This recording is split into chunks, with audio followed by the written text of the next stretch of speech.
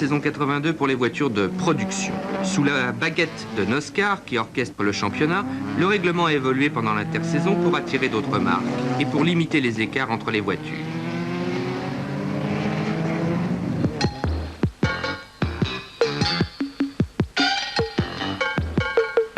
Dans le règlement, chaque voiture a droit à un carburateur par cylindre et l'échappement libre par cylindre. Ça, c'est la grosse modification qui permet maintenant à beaucoup plus de voitures de production d'être compétitives.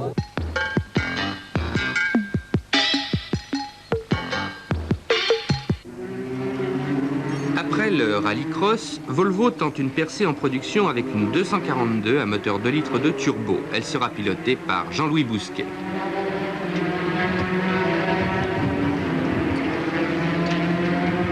Nouvelles aussi, les deux Alfetta GTV 2 litres 5 V6 confiés à Snowbeck et Destic. L'année dernière, la marque italienne était déjà présente, mais avec des 4 cylindres de 2 litres. Comme en série, l'alimentation est assurée par 6 carburateurs Del Orto. Fred Stadler a magnifiquement préparé 2 Audi 80 5 cylindres. Sour et Panchiatici en seront les pilotes. La qualité du travail effectué est fantastique. On dit que les belles autos vont vite. Si c'est le cas, les 2 Audi après mise au point devraient faire parler d'elles. La poignée de frein à main, une œuvre d'art. Superbe aussi, les jantes.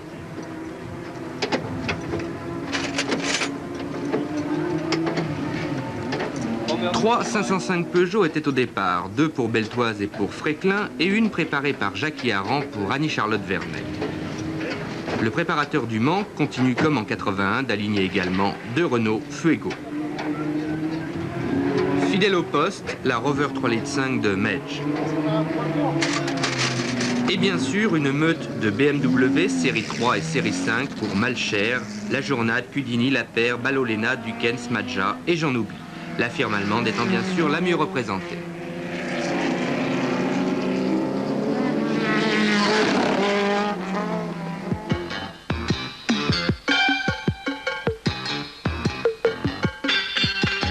Il y a des petites différences aérodynamiques, comme le spoiler avant, par exemple, qui est un bon exemple. C'est assez efficace. Non seulement ça fait gagner en adhérence, mais aussi 10 km environ à l'heure, en vitesse de pointe. Alors les autres différences, c'est évidemment des différences de pneus. En plus de ça, on gagne au point de vue poids, de l'ordre de 3 à 400 kg selon les modèles, ce qui est énorme, parce que par exemple une BMW de série, ça doit peser dans les 1350 kg, et une BMW de course pèse 1000 kg. Et au point de vue moteur, les moteurs gagnent le double aussi de puissance.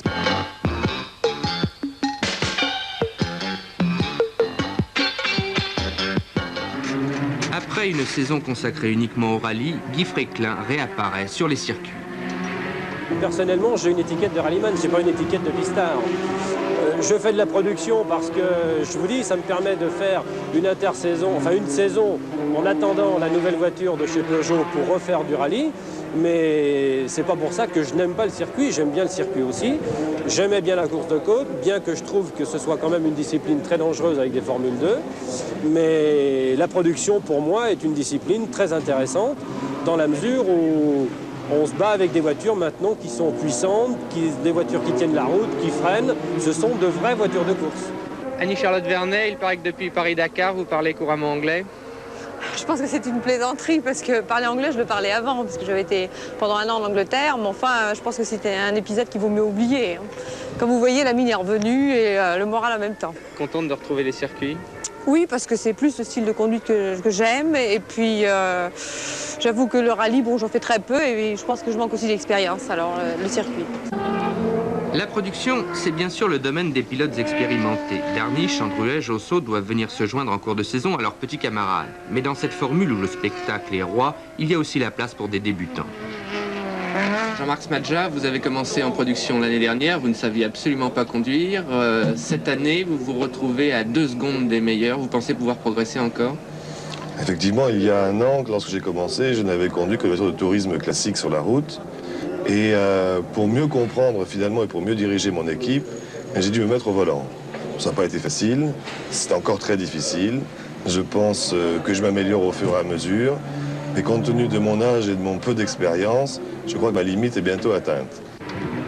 Champion de France l'année dernière, notre confrère Jean-Pierre Malcher manie avec autant d'aisance la plume et le volant. Vous êtes journaliste, en même temps pilote automobile. Vous sacrifiez l'un à l'autre ou pas? Non, je sacrifie rien. J'essaie de tout faire bien et jusqu'à présent, je crois que j'y arrive. On gagne beaucoup d'argent en production? On gagne beaucoup, on en gagne, on en perd, on en donne à Monsieur Fabius, enfin... oui, enfin un peu, oui.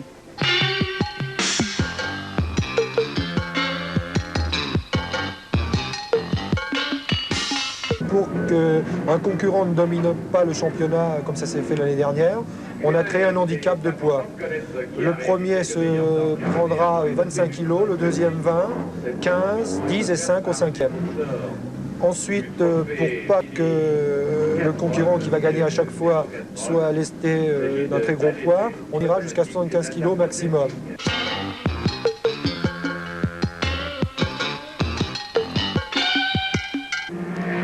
Le mieux placé pour parler sécurité est sans nul doute René Medge, qui sans aucun bobo a l'année dernière percuté de plein fouet la tour de contrôle de Montlhéry à 90 km/h.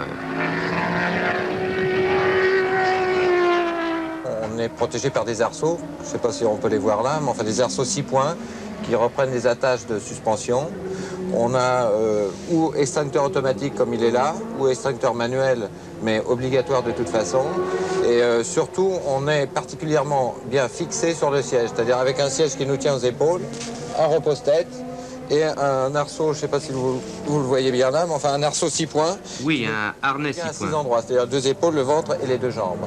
Les réservoirs essence sont obligatoires en mousse. C'est des réservoirs qui sont anti-déflagrants, c'est-à-dire que s'il y a un accident, le réservoir d'essence ne peut pas exploser.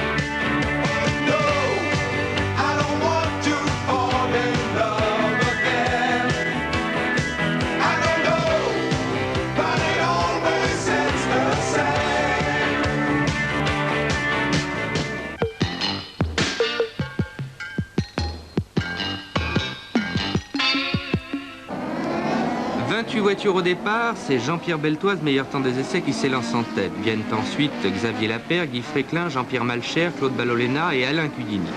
Mais Beltoise ne conservera pas longtemps le commandement. C'était sa dernière course de production au volant de la 505. Dès demain à Montlhéry, il pilotera une Tagora. Premier passage devant les tribunes, Lapère a pris la tête, Malcher passe Beltoise, Fréquelin est 4e, Medge 7e. Mis à part l'Alpha de Snobeck 5e, toutes les voitures de tête ne sont pas de nouvelles venues. En production comme ailleurs, l'expérience, cela compte. La voiture d'Annie-Charlotte Vernet manque elle aussi de mise au point. Petite incursion dans les grillages et tête à queue pour l'Alpha 2 litres de Vernier. Ponchiatici, Audi doit s'arrêter dès le 3e tour, tout comme Cudini et Bousquet, victimes de problèmes de moteur.